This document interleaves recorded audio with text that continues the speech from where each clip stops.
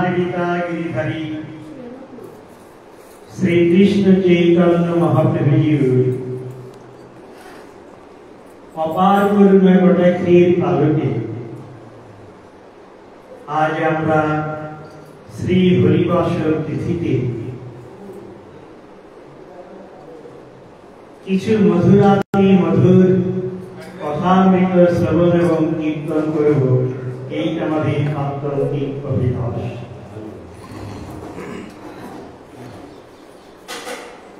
শ্রী চৈতন্য চরিতামৃত গ্রন্থের আদির চতুর্থে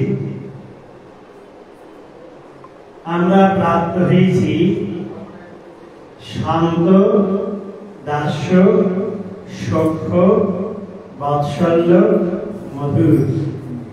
এই পাঁচটি হচ্ছে মুখ্য রস। বীর,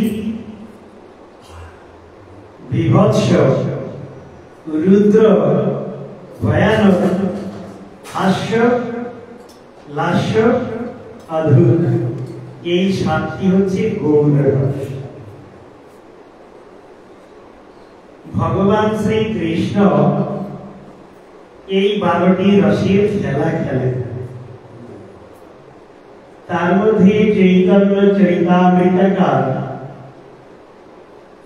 দাস্য, সখ্য, বাৎসল্য এবং মধুর, এই 4টি রসকে বিশেষভাবে প্রাধান্য দিয়েছেন।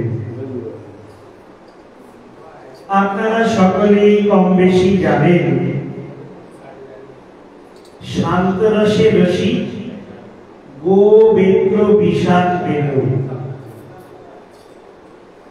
দাস্য রসে রসিক রত্রক পত্রক চিত্র আদি, সখ্য রসে রসিক শ্রীদাম দাম বসুদা মধুমঙ্গল সুবল সখা অর্জুন আদি, বাৎসল্য রসে রসিক নন্দ যশোদা রহিণী উপানন্দ আদি, আর মধুর রসে রসিক শ্রীমতী রাধা ঠাকুরানী, ললিতা বিশাখা চম্পকলতা, ইন্দুলেখা রঙ্গদেবী সুদেবী চিত্রাদি সতীগণ। এবার মধুর যে রস জগৎগুরু শ্রীল প্রভুপাদ ভক্তি সিদ্ধান্ত সরস্বতী ঠাকুর এই দামোদর ব্রতের উদ্দিষ্ট তত্ত্বের বর্ণন দিতে গিয়ে বলেছেন, রাধা দাসী দহি ছাড়ো ভোগ কহি। রাধা ঠাকুরানীর দাসত্বই হবে এই ব্রতের একমাত্র মূল প্রার্থনা, আর কোন ধরনের ভোগ বাসনা হৃদয়ে না রাখা। পূজ্যপাদ ভক্তিপ্রবোধ সন্তোষী মহারাজ একটি হরি কথাতেই বলছেন, যখন মঠের সেবক দেখে সারাদিন অনেক কষ্ট হয়েছে, এবার কখন একটু সুযোগ পেলেই একটু ঘুমাবো, তাইলে আমরা ভাবছি টাকার চিন্তা, ব্যবসাতে মন দেব না, ওই যে ঘুমাবো ভগবান সেবাটাকে ছোট করে, এও কিন্তু ভোগের মধ্যেই পড়লো বলছে। এই দামোদর ব্রত কয়টি? 8টি জাম, 3 ঘন্টায় 1 প্রহর, আর 3 আনা 24 ঘন্টায় 1 দিন রাত। ভগবান শ্রীকৃষ্ণ এই সখাদের, সখীদের, পিতাদের, মাতাদের, গোদের সকলকে নিয়ে নিত্যকাল লীলা করে। তার মধ্যে গৌরীয় গগনের ভক্তগণ এই দামোদর মাসকে বিশেষভাবে প্রাধান্য দেন, কারণ এই একটি মাস তার মধ্যে 24 ঘন্টায় 3 আটা 24 8টি জাম, 3 ঘন্টায় 1 জাম 3 আটা 24, প্রত্যেকটি জাম পাঠ করবে। এইবার আপনি যদি প্রতি 3 ঘন্টা পর পর কীর্তন এবং প্রবচনে বসেন, তাইলে 24 ঘন্টা আপনার সুন্দর রূপে কেটে যাবে। দেখবেন ভোজন আর স্বয়ং সেখানে আর নাই। কিন্তু আমাদের তো অন্নগত প্রাণ, এরপরেই ভোজন হলেই মনে হয় একটু বিশ্রাম হলেই ভালো হয়, কারণ শরীর তো। তাই প্রভুপাদ এই অষ্টজামের ব্যবস্থা করেছেন। বিভিন্ন মঠে দেখবেন এই জাম পাঠ হয়, কতিপয় ভক্ত কীর্তন করেন, কেউ মূল পাঠ করেন, কেউ রন্ধন কার্য করেন, কেউ ঠাকুরের অর্চন কার্য করেন, আলাদা আলাদা ব্যবস্থা থাকে। এই জন্য কারো কোনো অসুবিধা হয় না। কিন্তু মূল বিষয়ে রাখতে হবে, যেমন রাধা ঠাকুরানী 24 ঘন্টার মধ্যে 24 ঘন্টায় ভগবান শ্রীকৃষ্ণের তুষারাত্ম কার্যে লিপ্ত থাকতেন, কিবা দিবা কিবা রাত্রি। আবার শ্রীকৃষ্ণ চৈতন্য মহাপ্রভু সেই ভাবটিকে নিয়ে গম্ভীরাতে অবস্থান করেছিলেন। 24 ঘন্টায় রাধা ঠাকুরানীর বিরহ যন্ত্রণাতে হৃদয়কে অভিষিক্ত করতেন।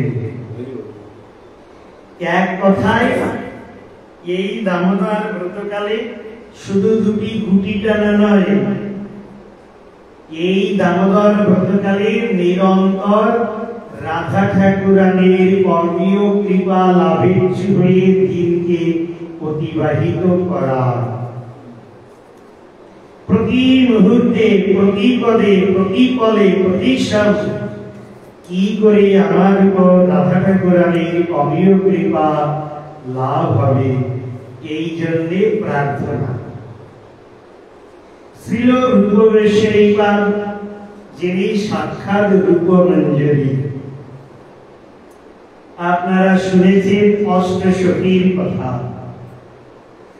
এই সখীগণের আনুগত্যে, এক একজন সখীর আনুগত্যে আরো 8 জন সখী রয়েছে। আমি এখন সখী বিন্যাস পাঠ করছি না, অনেক কঠিন জিনিস। 8 আটা 64 জন সখী। এরপরে এই সখীগণের আনুগত্যে অনন্ত মঞ্জরী রয়েছে। রূপমঞ্জরী, কস্ত্রী মঞ্জরী, লবঙ্গ মঞ্জরী, অনঙ্গ মঞ্জরী, ভাব মঞ্জরী, এইরকম কর্পূর মঞ্জরী, এরকম অনন্ত মঞ্জরী রয়েছে।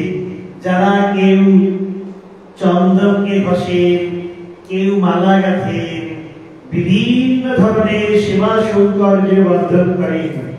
আপনারা ভাববেন না এখানে আলু আমান্য করতে হয়, মালা গাঁথতে হয়, আর মরে যখন গোলকে যাব খাওয়া হয়ে ঘুরে বেড়াবো, না না।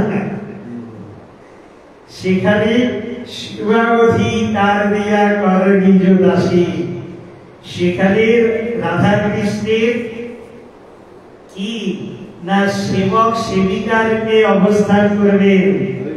সেখানে পা ফুলবে না, লিভার খারাপ হবে না, সেখানে অ্যালার্জি নাই, সেখানে শিরোপীড়া নাই, সেখানে অ্যাজমেটিক নাই, সেখানে কারো সর্দি হয় না। সেটি ন তদ ভাসেতি সূর্য ন শশাঙ্ক ন পাবক যদ্গত্বা না নিবর্তন্তি তদ্ধাম পরমং মম। এইরকম একটি অপূর্ব আনন্দঘন বিগ্রহ পরমেশ্বর ভগবানের লীলা কল্লোল বারিধির দ্বারা অভিষিঞ্চিত সেই ধাম। এখানে কি সুন্দর সূর্য উঠেছিল, এখন দেখুন কেমন সন্ধ্যা লেগে এসেছে। কিন্তু সেখানে এরকম নাই। তাই মধুরাতি মধুর সেই অপূর্ব ধাম, আর সেই ধামে যদি একবার গমন হয় ন তদ নিবর্তন্তে, আর তাকে ফিরে আসতে হয় না। কিন্তু যে বিষয়টি বলতে চাইছি, এই ব্রজমণ্ডলের মধ্যে রাধা কৃষ্ণের নৃত্য লীলাস্থলী 84 কোশ ব্রজমণ্ডলী, কিন্তু তার মধ্যে শান্ত দাস্য সূক্ষ্ম বাৎসল্য মধুর, এই মধুর রসের মধ্যে সর্বরস নিহিত রয়েছে। আর এই মধুর রসের একটি অপূর্ব লীলা কেন্দ্র হচ্ছে জাবট নামক স্থান। যে জাবট আয়ান ঘোষের গৃহ, যেখানে জটিলা এবং কুটিলা অবস্থান করতেন। আমাদের কাছে মনে হতে পারে জটিলার কুটিলা সেইখানেই মধুর রসের কিরণ, বলে হ্যাঁ, আচ্ছা, যা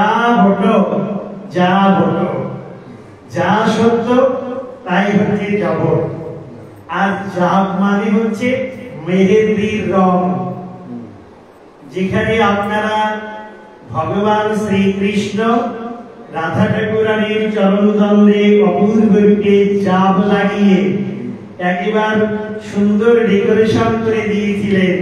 এই জন্য ওই গ্রামটির নাম হয়ে যায় জাবট। এই রূপে বর্ণন রয়েছে।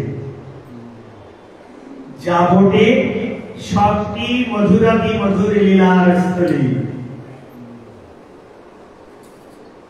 আয়ান ঘোষের যে গৃহ, এই গৃহের অনতি দূরেই রয়েছে একটি কুণ্ড। কুণ্ডটির নাম কিশোরী কুণ্ড। এই কিশোরী কুণ্ড কেন নাম পড়লো? না, শ্রীমতী রাধা ঠাকুরানী প্রতিদিন এই কিশোরী কুণ্ডে স্নান করতে যেতেন। এখন স্নান তো দেখুন কত লোক কত পুষ্করিণীতে নদীতে করে, যে যার মতো স্নান করে আসে, জল জলের মতো থাকে, সে তার মতো চলে আসে। কিন্তু রাধা ঠাকুরানী স্নান করেছেন, সে কুণ্ড তো সাধারণ কুণ্ড নয়, আর সে জল সাধারণ জল নয়। রাধা ঠাকুরানী মধুর রসের একেবারে চরম পরম মূর্তিমান তত্ত্ব। অতএব রাধা ঠাকুরানীর স্নাত যে জল, সে জলটিও সাধারণ নয়, মধুর রসের দ্বারাই পরিপূর্ণ। একবার কংস শুনেছেন, আরে আমার মৃত্যুর কারণ নন্দের বেটা কৃষ্ণ। তাই কংস অনেক অনুচরদের দিয়ে কৃষ্ণকে নিধনের ব্যবস্থা করেছেন, কিন্তু কোন মতে অসুরের দ্বারা ভগবান কৃষ্ণ নিধন প্রাপ্ত হননি। কংস দেখলেন এসব চাদুর মুষ্টি কুবলয় শিশুপাল দন্তবক্র অঘাসুর বকাসুর বৃকাসুর পুতনাসুর অরিষ্টাসুর এদের দ্বারা হবে না, আমাকে নিজেই ব্যবস্থা নিতে হবে। কংস তার পাইক বরকন্দারদের নিয়ে হাজির হয়েছে নন্দগ্রাম। গিয়ে দেখেন কোথাও কৃষ্ণ নাই। কিছু লোক বলছে, আরে শোনো শোনো, এখন কৃষ্ণ রাধার প্রেমে বেঁধে গেছে, এখন আর কৃষ্ণ নন্দগাঁয়ে নাই, এখন কৃষ্ণ দেখো খুঁজে জাবটে। কংস দেখলেন আমার তো সর্বত্র বিচরণের অধিকার। কংস জাবটে এসে হাজির হয়েছে। লোক মুখে শুনলেন রাধা ঠাকুরানী এই কুণ্ডে স্নান করেন, নাম কিশোরী কুণ্ড। কংস ভাবল তাইলে রাধার সঙ্গে বোধহয় দেখা করতে কৃষ্ণ এই কুণ্ডের তটেই হবে। গিয়ে হাজির হয়েছে কুণ্ডে। কুণ্ডের চারিদিকে দেখছে কই সেই কালা তো নাই কৃষ্ণ, কিন্তু ব্রজবাসী তারা সবাই কান্ডা তৈরি করে ঘুটে, আর সেই সুন্দর করে সাজিয়ে ঘরের মতো তৈরি করে রাখে। আপনারা দেখেছেন। কংস ভাবছে অসুরের বুদ্ধি তো, ভাবছে এই যে যেসব ঘর, এই ঘরের মধ্যে কোথায় ওই নন্দাত্মজ কৃষ্ণ লুকিয়ে রয়েছে। একটি কাজ করো, এই ঘুটের ঘরগুলোকে সব আগ জ্বেলে দাও, আগুন জ্বেলে দাও। সব একবার আগুন জ্বলছে, দাও দাও দাও দাও করে জ্বলছে। কংস মনে মনে ভাবছে আমার মৃত্যুর কারণ তো ওই যে কৃষ্ণ, কি আবার বের হয়ে তোমার দৌড় দেবে না? তাই আগুন জ্বলছে আর চারিদিকে দেখছে। আর কংসের ওই শান্তশিষ্ট দেহটি ওই আগুনের তাপে এখন তাপিত হয়ে গেছে। ভাবছে হায় রে, কৃষ্ণকে মিলল না, তাইলে কি করণীয়? না ওই যে কিশোরী কুণ্ডে তাইলে একটু স্নান করি, তাহলে স্নান করলে দেহটি শান্ত হবে। আর ওই কিশোরী কুণ্ডেই নেমে চিন্তা করছেন, ও এই কুণ্ডে রাধা ঠাকুরানী স্নান করেন, আর ভগবান কৃষ্ণ হয় এখানে আগমন করেন। ও শ্রীমতী রাধা ঠাকুরানীর এই স্পর্শকৃত এই জল, রাধারানী তো সে নাকি মধুর রসে রসিক। কংস চিন্তা করতে করতেই, রাধা ঠাকুরানী চিন্তা করতে করতেই কংস গোপী দেহ ধারণ করে ফেলেছে। আরে কংস তো অসুর, তার সাধন নাই, ভজন নাই, এ নমামি শরণ সচিদানন্দ রূপম গাইছে না, রাধে জয় জয় মাধব প্রীত গাইছে না। সে চিন্তা করতে লেগেছে ওই যে কিশোরী কুণ্ডের জলের চিন্তনের দ্বারাই চিন্তামণি সদৃশ ভগবান কংসকে গোপী দেহ প্রদান করে দিয়েছেন। দেখুন, যেখানে শ্রদ্ধা, সাধু সঙ্গ, ভজন ক্রিয়া, অনর্থ নিবৃত্তি, অনৈষ্ঠিকতা, নৈষ্ঠিকতা, রুচি আসক্তি, ভাব প্রেম, এর আবার সাত্বিকী সঞ্চারী ব্যভিচারী, সেই ভগবত কৃপাতে ওই ভাব হৃদয়ে জাগরিত হয়। আজ কংসের সেই ভাবই জাগরিত হয়ে গেছে।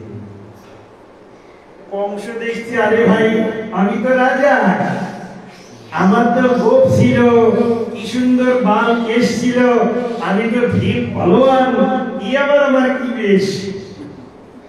কংস ওই জলের মধ্যে দাঁড়িয়ে দাঁড়িয়ে ওর পূর্ব স্মৃতিকে চিন্তা করতে লেগেছে। হঠাৎ থেকে যে কংস আমি যথা পূর্বম তথা পরম হয়ে গেছি।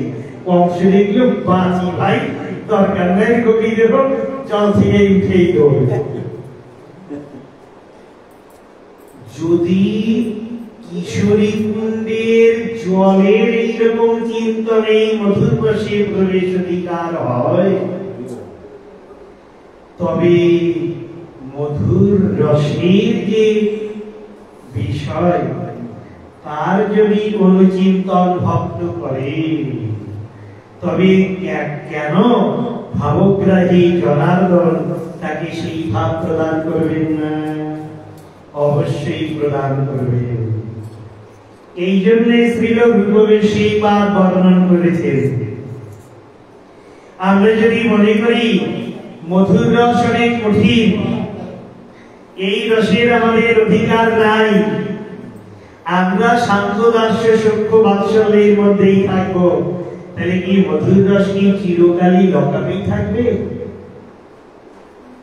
হ্যাঁ, অধিকার নাটভিয়া শীঘ্র দেহ ভাবে, বিপর্যয় বুদ্ধি জন্মে শক্তির অভাবে।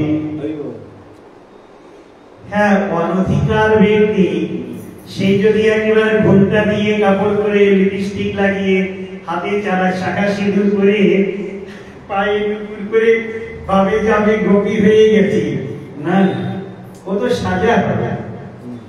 গুরু বৈষ্ণবের চরণে পড়ে ভজন সাধন করতে করতে তাদের আশীর্বাদে ভগবান ওই রকম একটি ভাব হৃদয়ে প্রদান করবে। ওই ভাবনা রাজ্যের মধ্যে উন্নীত হওয়াই এই দামোদর ব্রতের একমাত্র উদ্দেশ্য। এই জন্যে এই একটি ব্রতের নামও উর্জ ব্রত। ভগবান কৃষ্ণের চরণ বাঁকা, ভগবান কৃষ্ণের কোমর বাঁকা, ভগবান কৃষ্ণের চোখ বাঁকা, খুব শয়তানের রাজা। আর রাধা ঠাকুরানী একেবারে সোজা সাপটা। ওই জন্যে বলছেন 100 বার কৃষ্ণ কৃষ্ণ কৃষ্ণ কৃষ্ণ কৃষ্ণ, ও মন গলানো খুব মুশকিল।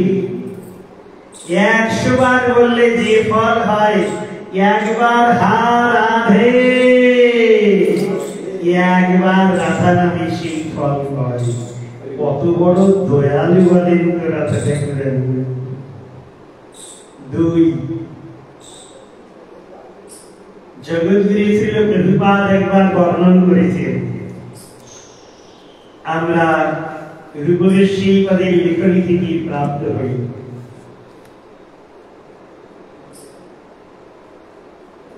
ভগবান শ্রীকৃষ্ণ পর্যন্ত রাধা ঠাকুরানীর চরণ ধুলিকে প্রত্যাশা করেন, প্রার্থনা করেন। আবার কি রাধা ঠাকুরানী রাধাকুণ্ডের তটে যখন পায়চারি করেন, পরিভ্রমণ করেন, তখন রাধারানীর কাপড়ের যে সমীরণ বায়ু ভগবান কৃষ্ণের নাসিকা গহ্বরের স্পর্শ মাত্রই ভগবান কৃষ্ণ ভূমিতলে লুটিয়ে পড়েন।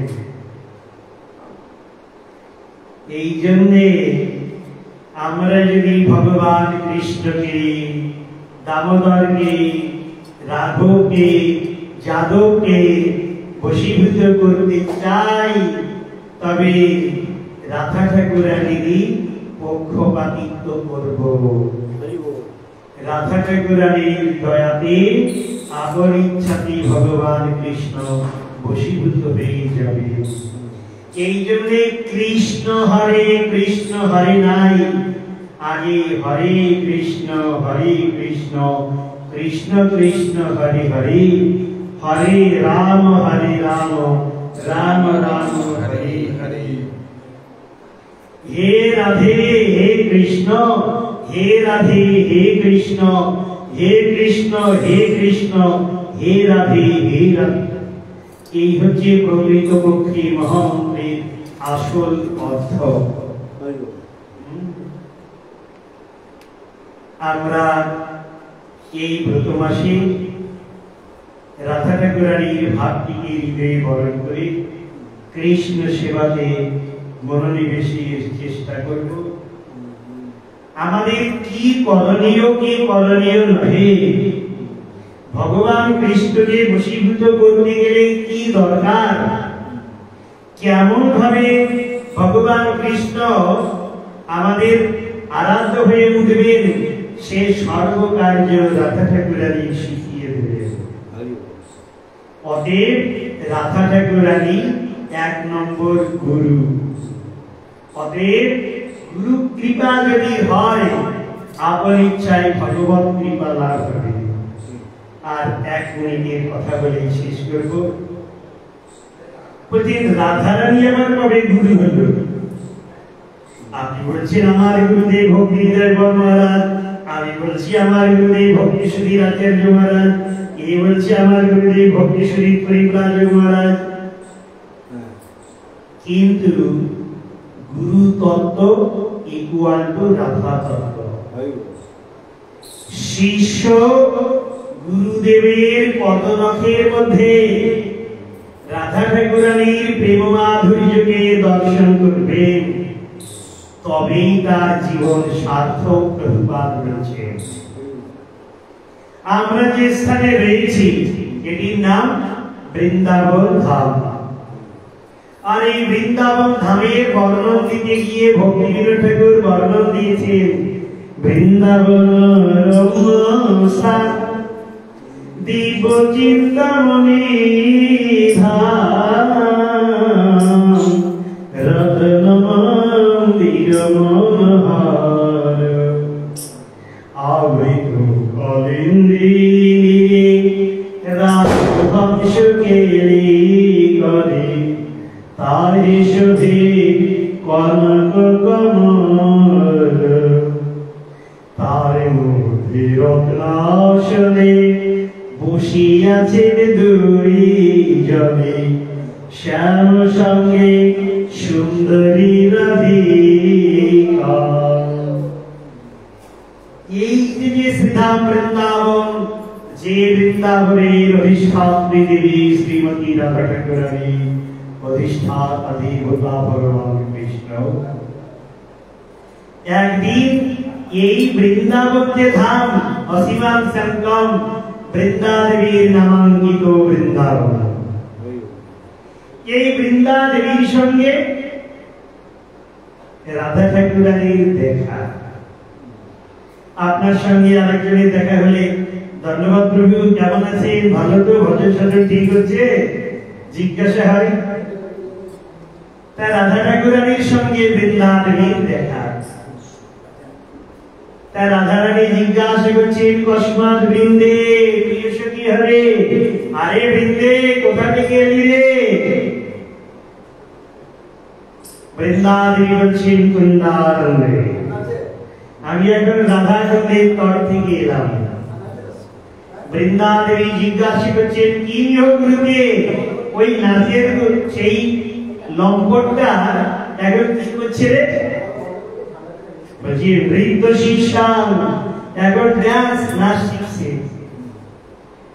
রাধারানী জিজ্ঞাসা করছেন, গুরুপা কার কাছ থেকে নাচ শিখছে?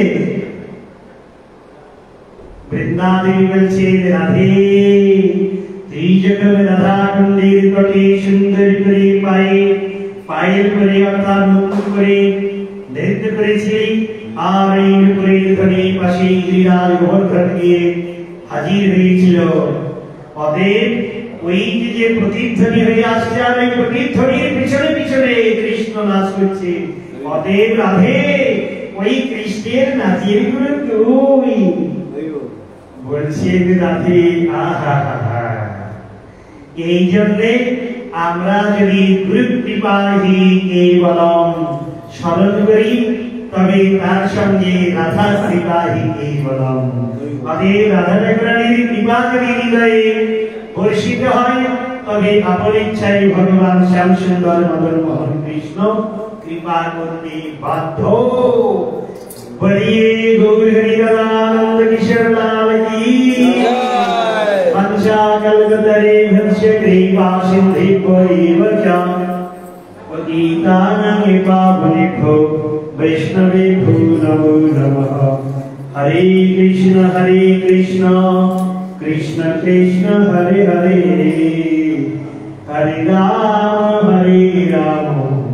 राम राम हरे हरे। निताय गौर प्रेमानंदे गौर हरे।